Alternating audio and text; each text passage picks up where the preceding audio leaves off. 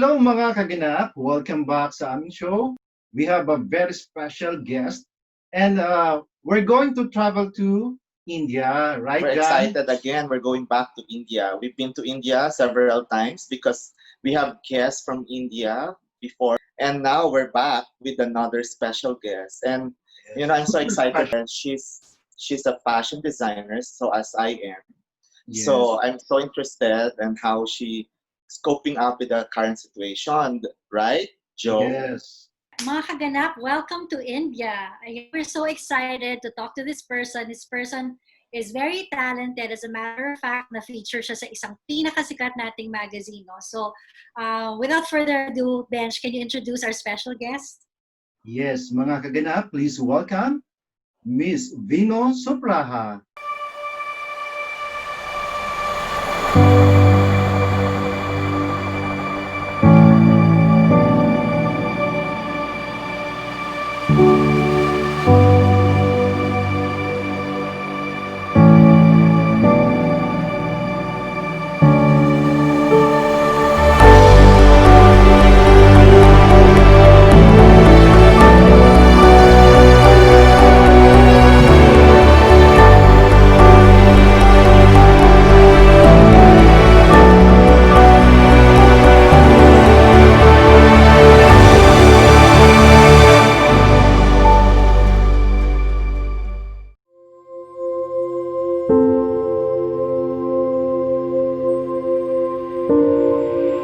மயிலடியில் பிறந்தேன், மயிலடியில் வளர்ந்தேங்க.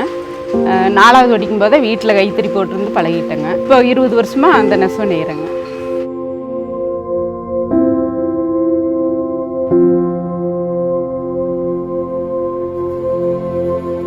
இது எனக்கு கை கொடுத்த தொழிலுங்க.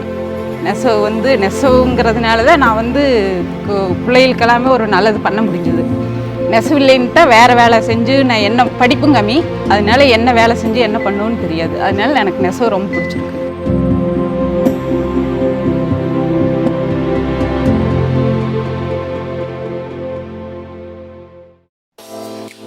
Our guest for today is an architect turned fashion designer who has won several prestigious awards and has showcased her collections in many iconic runways like Shanghai Fashion Week, New York Fashion Week, and Fashion Week Brooklyn.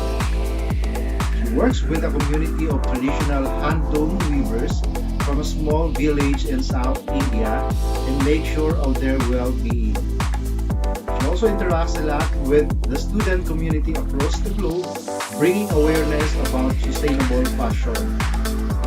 Her brand is well known for its colorful prints and the deep inspiration behind it. Her collections are always inspired by art, architecture, literature, history, travel, and culture. Mga kaganap, Miss Vino Supraja.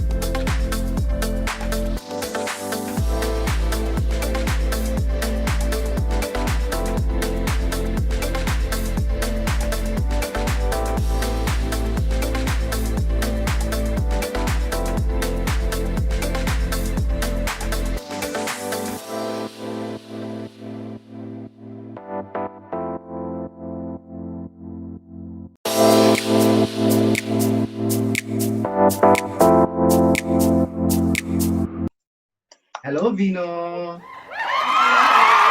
Welcome to GanapTV. Thank you. Welcome to How do you GanapTV. say hello? Hello in your language, Vino. In my language, I speak a language called Tamil, and we say Vanakkam.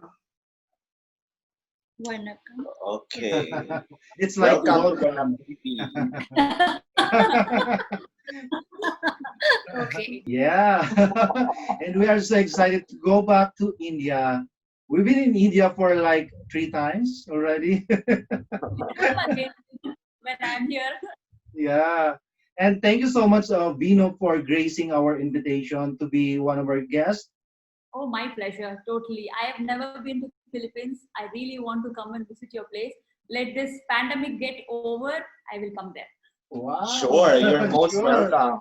You Yes. are most welcome. We will be the one to entertain you. Yeah. Yeah. Uh, Vino, can you tell us you are doing right now since during the pandemic? Okay. See, basically, I work. I have my own sustainable fashion brand. So the fabrics are all hand woven by traditional weavers. I work with a small weaving village in the south of India. These are a set of weavers who have been weaving for many generations. This is all they know, and they have been doing this forever since their childhood. So these are the people who weave the fabric, and they also make the garment. It's a very beautiful community. They have been adopted by an organization called 5P Ventures, and these people have a community canteen. They have their food there. They're all well paid, and they're all made to live a comfortable life, and purely ethical. These are the people who make my garments, and I sell my garments online and I ship across all the countries. But my business is based in Dubai. During this pandemic, the initial few days of lockdown was really, really dull.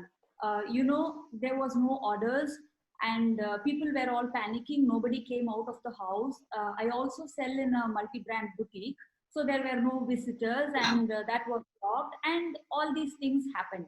But I wanted to look at this. Even now, I want to look at this in a very positive way, because people may not buy your things, but they have all the time in their hands, and they spend a lot of time consuming social media and listening to stories and everything. So I am basically using these months to tell my brand story, for my brand development, because people have time to listen now. Once everything opens up, they're all going to be busy running around here and there. That's Then when true. you, nobody is going to listen. So this is the time that I think businesses should focus on telling their story, what they do, talk about the people behind the brand, and build their brand basically. So that is what I have been doing so far. I made a series of videos called Meet the Makers. So introducing all my viewers and telling their stories. And now I have been interviewing people who are all into sustainability in all aspects. People who are living a zero waste lifestyle, people who are writing sustainability books on sustainability and things like that. We are also doing currently we are also running a competition for fashion students across the globe. It's a print competition. Like, we are coming up with scarves now. So I want the fashion students to, because they are also at home, so I want them to use that time usefully.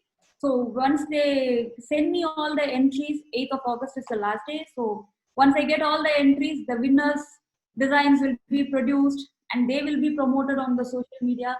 Basically what I am doing is working with different communities, and telling my story, listening to their stories, and keeping the audience of my social media, my brand engaged. That is exactly how I am dealing with this pandemic situation. Business may be dull, but there is always a possibility. I like what Wow. I like what she said. Yeah. Here in the Philippines, so many are already being anxious, Vino, because of what's happening. But What's happening? I'm very glad that you said that, and I think everyone should just really look at the a brighter side of all these things. I know it's very difficult to do that. I really like the idea that she's taking this an advantage for exposing her brand The to a lot of brand, people. right? This is the time that you connect to a lot of people also by whatever means of communication. And also, I'm so happy that what you are doing is continuously supporting the What, you can look at this in two ways. Like, you can think about yourself, that my business is not running, nothing is happening, everything is standing still. You can think about this and worry if it is a race. In a race, if you are standing still and everyone is running, then you should worry. This is not a race. Everyone is standing still. Nobody is moving. So there is nothing to worry, because everyone is going through a problem because of this pandemic. We never expected this will happen at all. Even our, I don't know, even our grandfathers wouldn't have seen such a situation. We are seeing it, which is a huge challenge thrown on mankind now. So I think we just have to come up with smart solutions and use this time rather than worrying, because nothing can be done by worrying. Nothing is in our hands. All we can do is pray and look at the sunny side, Right. That's Yeah. Other side of things. Yeah, Vino. So I'm very excited to hear so much about your story. She mentioned that she used to be an architect. Can you tell us about that transition from an architect to a designer, and up to the time that you got featured in Vogue? Oh, yeah. I belong to a very small town called Vandavasi in South India. I moved to a city called Chennai to study architecture.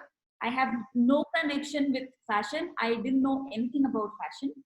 So once I graduated from architecture, that is when all these 3D walkthroughs and models of the buildings were being made. So I studied animation, a course in animation, and that is when I got interested in media. I got a lot of friends in media circles. So I was working for television and radio as a host for 5 years. I had a solid career on TV and radio back home for 5 years.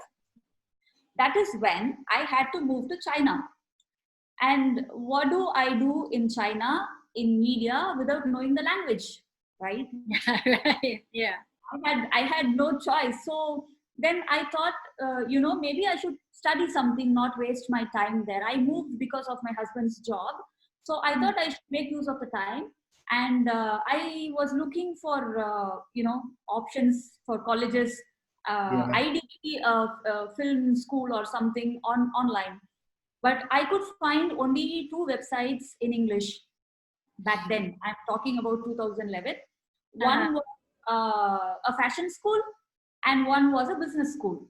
Okay. So already having the creative exposure, I thought fashion school will make more sense. That is how I joined IFA Paris in Shanghai. And I would say that was one of my best decisions to enter fashion. And once I graduated from there, my graduation collection won a couple of international awards. And it was selected to walk in Shanghai Fashion Week also. So then there were mentions on Vogue of China, Elle of China about my collection and everything around 2014. And that is when, again, I had to move to Detroit, to the US. And as you can see, as we all know, Detroit is not a fashion hub. In the US, either it's New York or LA. These two are the fashion hubs. But I was made to move to Detroit because of my husband's job. So when I moved to Detroit, again, this can be seen as 2 things. Like I could have felt sad that I'm moving to a place where nothing related to fashion was happening. But I wanted to see it on the other side because there is nothing happening in fashion. So whatever I do will be noticed, right? I will be someone who will be noticed because it's happening in a place where nothing was happening. So that is how, again, in Detroit, I had my little home studio attached to my home. And I started making my collections. And, it saw many runways. It went to Brooklyn Fashion Week. It went to New York Fashion Week. And all these things happened. That is when, again, I had to move to Dubai. Yes, you guessed right. It is because of my husband's job. Yeah. Again. So, but Dubai was a different ball game. I came to know that I understood that Dubai, it's very difficult if you have a humble beginning.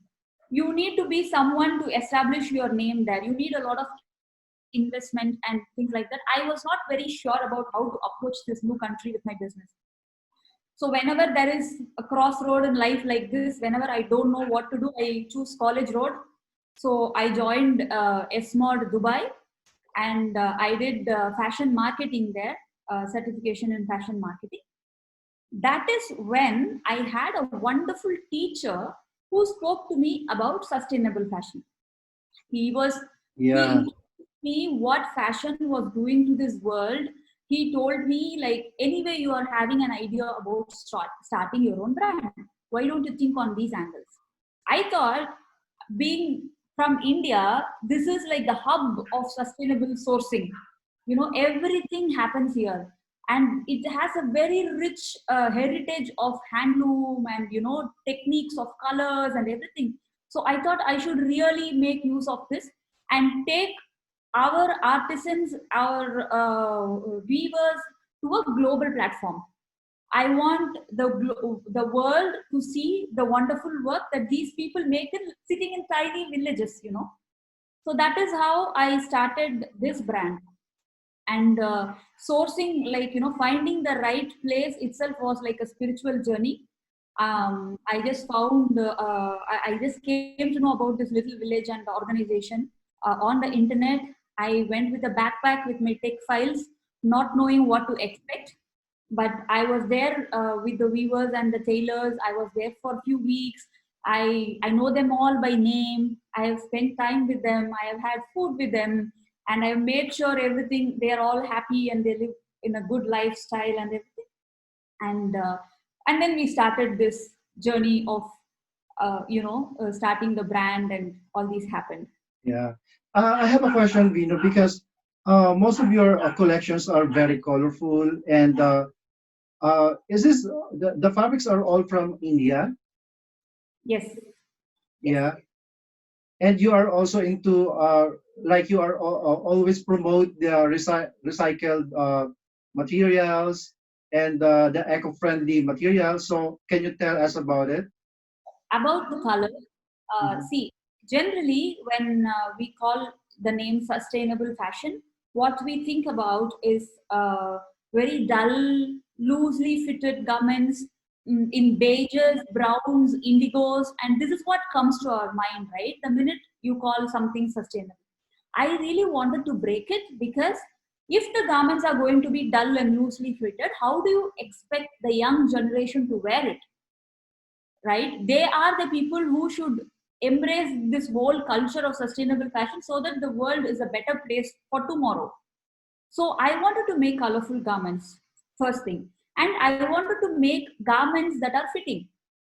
And I wanted to give the customers a garment for every occasion, not just when you go out for beaches. You need to have clothes, sustainable clothes that you wear for a wedding, or that you wear for offices, that you wear for a conference, or that you wear for college. So there has to be a wide range of garments which people can choose from to wear anywhere or for any occasion. And being an architect, and as I told you, I have also traveled across the globe. So I always get inspired from history, art, architecture, travel, and literature and all these stuff. I read a lot. I love books. My very first collection was inspired from the book Kite Runner, my graduation collection. So my clothes are all inspired from all these aspects, like from my own life experiences. And my garments, I treat my garments as a canvas of an artist. So I make my textile on them, and then decide what to make out of it. So it's more like an artistic approach, and then comes the commercial angle to it. So that is how I approach my process of designing garments. And of course, there are a lot of India is, as I told you, is rich in tradition and culture, and weaving methods and everything. I would want to ideally explore every aspect of it, and then bring into my collection, so that even I am a very curious soul. Okay, so even I want to learn things as I go in the journey, so that it interests me and it interests the audience also. Here in the Philippines, you cannot just easily use their materials because there are some rituals that they use, and there's a meaning onto it, um, like that. So do you have any encounter such thing like that in your culture? Like before you do it, there should be some rituals, there should be some things that you cannot use because these are very sacred, something like that. Actually, there is, as far as my knowledge, there is nothing like that. And what we are using is all traditional methods, age old. We are using organic cotton, we are using the handloom, like where weavers sit and weave. The dyeing techniques are all ancient traditional ones. So everything goes by the actual tradition. So I don't think there is anywhere we are deviating from what it was for many years ago. And if I have to tell you, the cotton production is like one of India is one of the major producers of cotton, and weaving down south is very famous for it, for its saris and different techniques. Different thickness of cotton gives different varieties of fabric, so which can be used. There are also very famous, but they have become extinct, very rare varieties of cotton which were grown only in South India, which are going extinct now. Not many farmers are doing it. And history also has this in hints, saying how there was a very famous Silk Road from China going across the globe. There was also something called a cotton route, which came to India, where everyone across the globe came here to procure cotton. So this is, so we are all going by tradition. We are following whatever has been done for many years, and I don't think there is any ritual or any sacred material that can be used or cannot be used, because it's all vegetarian, and farmers do it with their own hands and weave it with their own hands. So I don't think we are deviating anywhere in that aspect. Good, that's good. At least there's no restrictions. You can Yeah, you that's use whatever it is, right? true. True. So anyway, also Indian is very colorful traditions. You have very colorful life, right? So I think you get pulled off everything from there. That's where you get your inspiration. And then Yeah. also Indian culture is very widely accepted globally, all over, internationally as well. Yeah, and I think colors are in my genes, because that's what I have seen and grown up since childhood. I have seen colors all my life. So that naturally comes out when you design something. And the beauty of Indian culture is the culture changes every 100 kilometers you travel. It is like a pot boiler of different cultures, different colors, different cuisines, different languages, music. So, everything changes as you move from state to state, and everything changes even within state. So it is like a mix of several things. I would say it's a very sweet chaos that what we have here.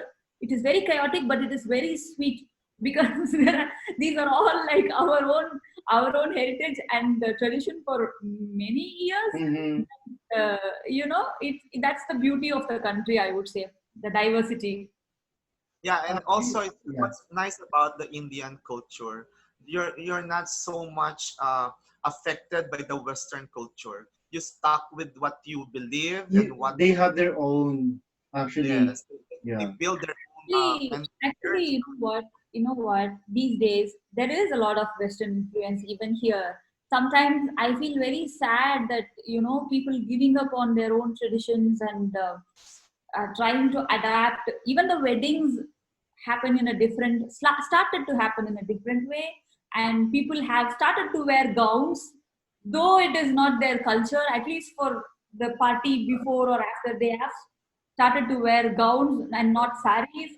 You know what I mean? People are in the way of transition, but Trying to I adapt. Yeah. Yeah. but Different cultures my and worry traditions. my Mm-hmm. worry is we shouldn't lose our tradition on the way. You know what? Mm-hmm. Because we are someone who has so many things rich, and we shouldn't lose ourselves. If we find a middle ground in between both, that will be nice. A fusion. the sari. Until now, the sari is still working. It was well accepted all over globally, right? Yeah, it is. But you know, my mother used to wear sari every single day, even at home. I have moved Yeah. to t-shirts, which I think is very convenient. And now I wear saris only during special occasions. I don't know if my children will wear saris as frequently as I do. You know what I mean? Because of the global exposure, people go out of the country to study or to work or because of marriage and everything. So slowly, sari has become a special occasion garment for us rather than being an everyday garment. So similarly, there are a lot of things slowly coming inside our culture. I wouldn't say that don't be open for anything new, do not adopt. No. What I'm saying is don't leave this. You can try out wearing different clothes, but this is like our essence. This is what we are all about.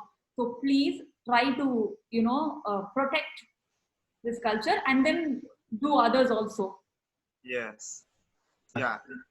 Which is our problem now in the Philippines. Like now we're just starting building up our own culture, our own even our clothes. You know, the mestiza, or they call it mestiza or barot saya. That's the only now that we're establishing it with our Filipinos. Before we're so influenced by Western. Vino, I have a question. Since you've been traveling around the world, is there was the time that you've been influenced to do this collection, influenced by like in the US or anywhere else? As I told you, I always get influenced. I told you what my inspirations are, right? So, as I told you, I get my inspiration from whatever I see. But my collection somehow, and for a designer, for anybody who is in art, whatever they create is a part of them. Their personality comes out in what they design. So whatever I am inside is what is coming outside. I don't adapt to the market that I am in. I Mhm. just I just create what I like, genuinely what I feel about that place, about the inspiration that I have, and I produce. I don't produce for the market. I don't, as I told you, I don't look at it as a very commercial thing. I look at it as an expression of art, which leads to a commercial product. And I tell my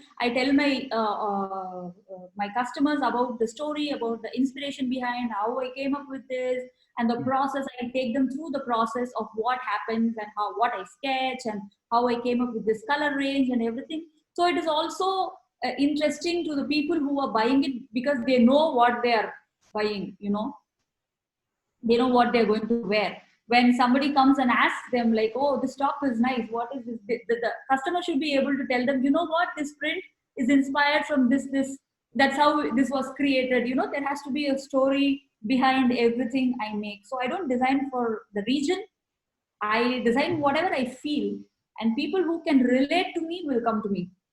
Yeah. Yeah, place Mhm. that she goes to, because she believes what art should be done by herself. Coming What from, yeah. is and so whoever buys from her, it should be adapt what she wants. What she doesn't compromise what other clients would or customers would like to. It's like selling art. For example, It's take a this let's take master. let's take Picasso.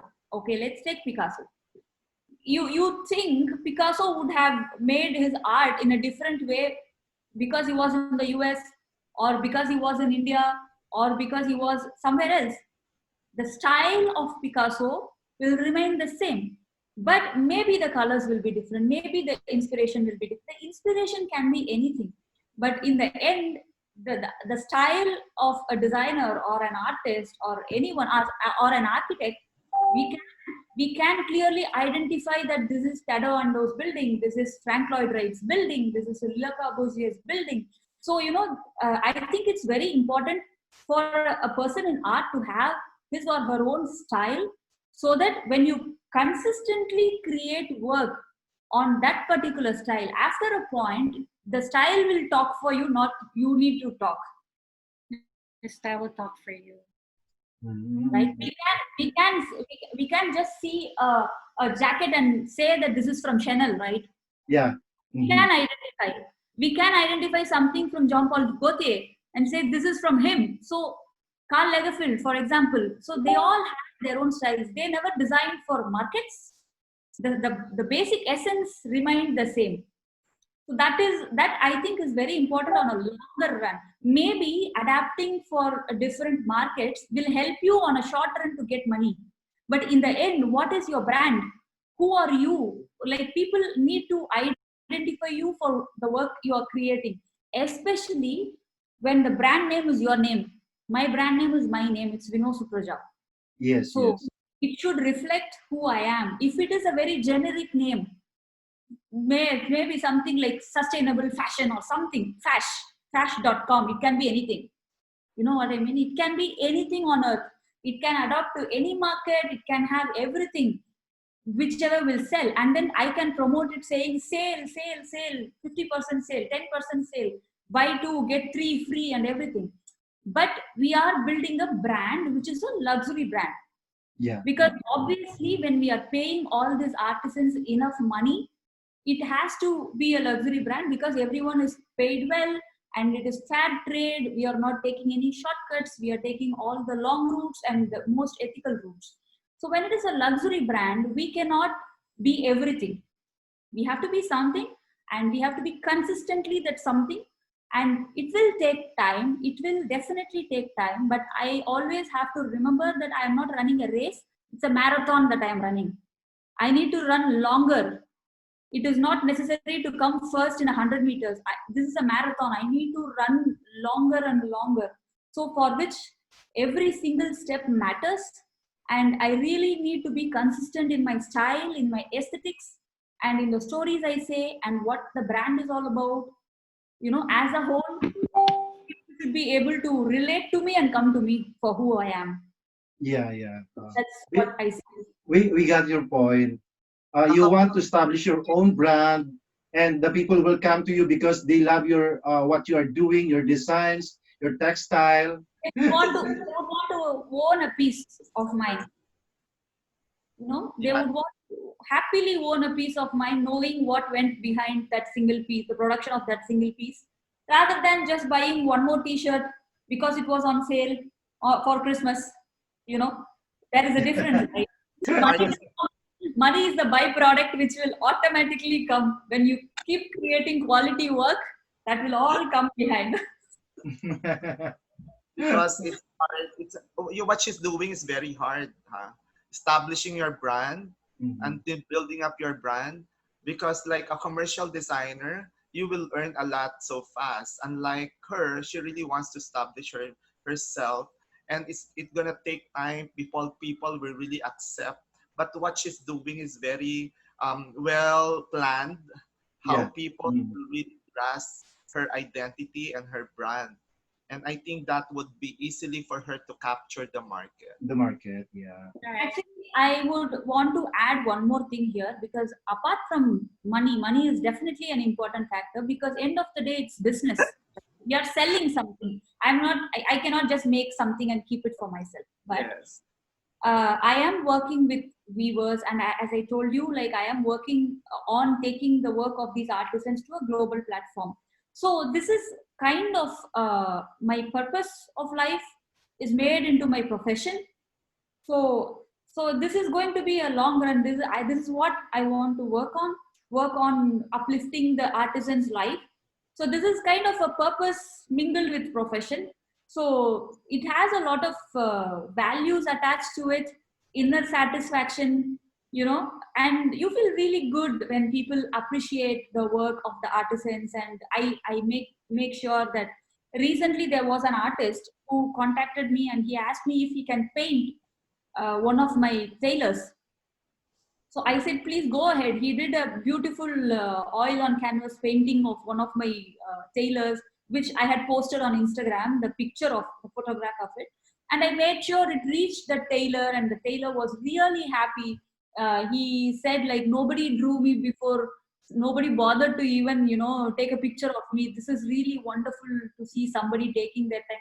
So it's more like a soulful thing that I'm doing, connecting various people to other people, and So yeah, it's a passion and profession and the purpose mingled together.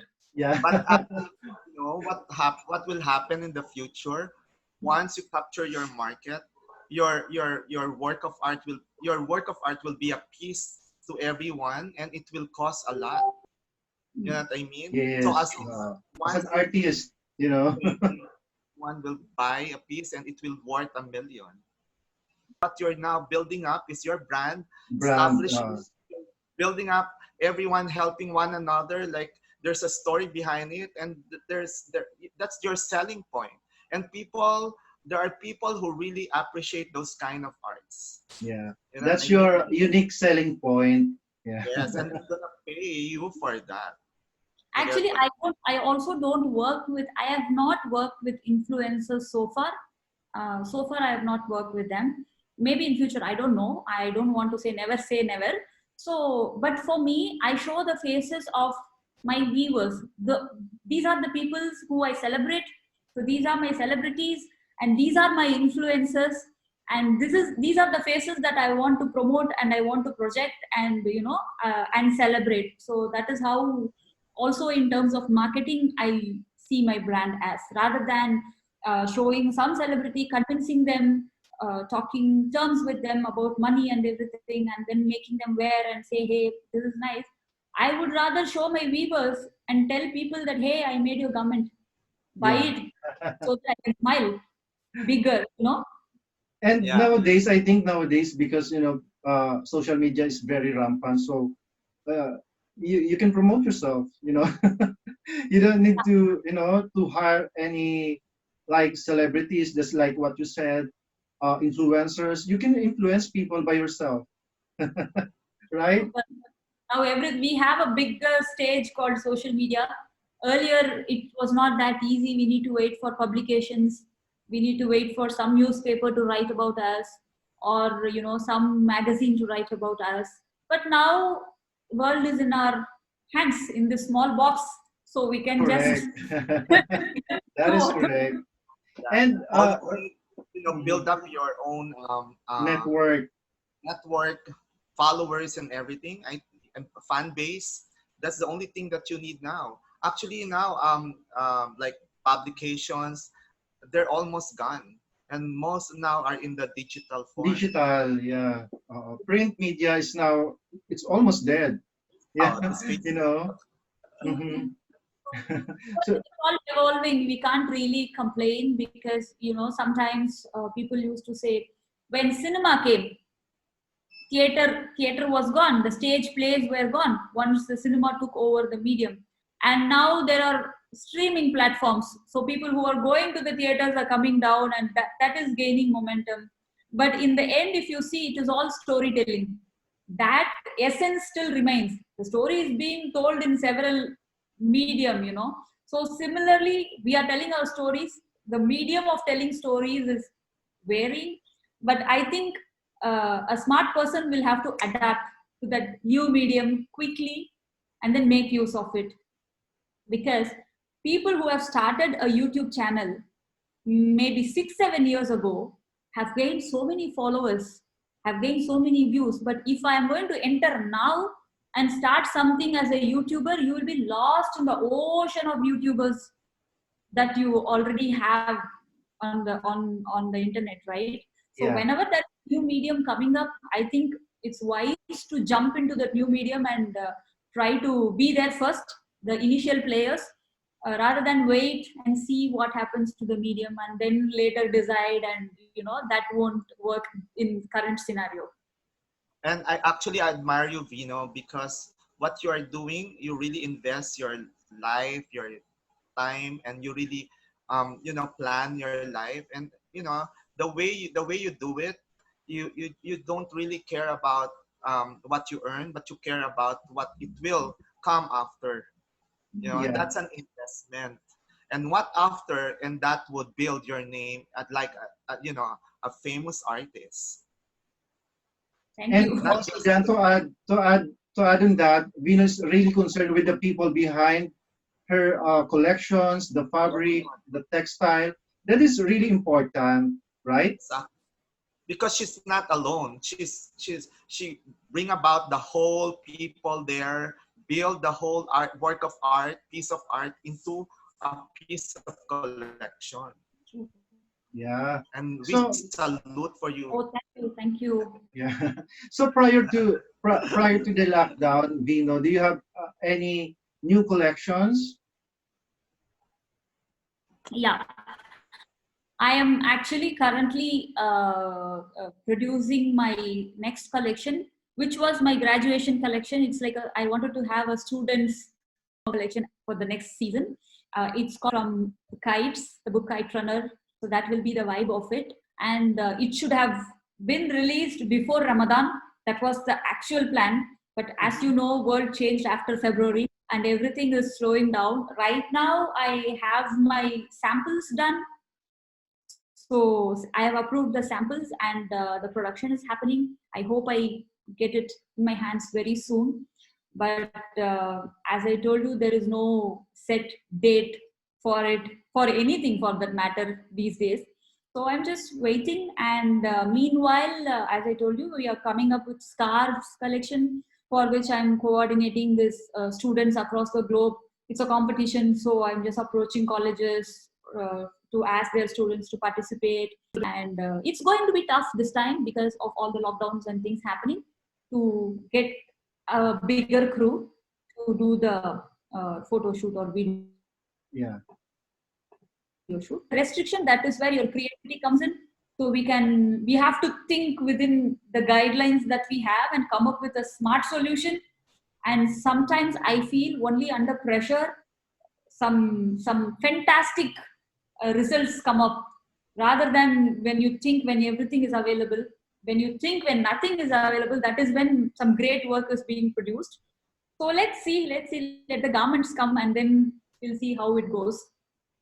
Okay, thank you, Vino. We're really inspired by your Sorry. present message to our viewers. My message, the days are very gloomy. Nothing is certain. People are all running of uncertainty and businesses are not doing well. Everything agreed. But if you are going to think about all this and getting depressed, nothing is going to work. We need to use this time. Nobody had this much time before. Now we all have time in our hands. We can handle it any way we want. I think we should use this time to gain momentum, to get all the strength and get ourselves ready so that whenever the world opens up, we have all the energy to run faster. If we are not doing anything and sitting now, when the world opens up, we will not have the energy. We should work out our brains now. I think we should keep everything ready so that we face the world bravely when everything opens up. I think that should be the approach.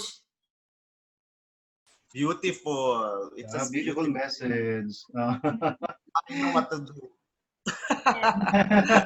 Love your message. So get ready so that we can face the world bravely when everything and when all of this ends. Yeah. Thank you. Thank you so much, Vino. Yes, I just would like to thank Doctors Alvin and Gia of Cosmetics. Check them out in Dusit 2 in beside SM Aura, Taguig. Hello to Dr. Sunny and Shello Adahar of Adahar Dental Services. And thank you again, Miss Virgie Monton, for this Yes. wonderful ergonomic chair. It's super I love comfortable. it. Check out VM time. Yan. Yeah. Lahat po kami dito sa Ganap TV ay naka-ergonomic chair. Yan. Oo.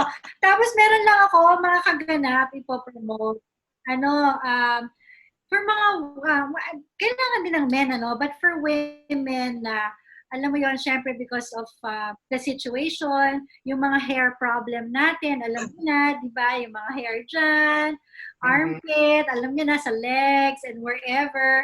This is a portable IPL. It's called Poshkin Co. So check them out sa Instagram ko. It's Stickzone in Instagram. Yan. Congratulations kay Ben, kay Miss Virgie Monton, ng ating sponsor. They are now signed a contract for iSkin Aesthetic as brand influencers. Kaya congratulations, Ben. Skin, oo. Bagong endorsers. Congratulations. So, and also, maraming salamat. Nandito ako ngayon sa ating sponsor ng Tarpaulin, ang Y Creatives, Elitista Creative. So, kanila Sunny and Jane. So, they invited me here for a lunch. So, I'm here. Thank you, Sunny and Jane, So, for they're your already, support. papagawa natin sa kanila. Yes, and syempre, thank you so much sa ating sponsor para sa ating skin.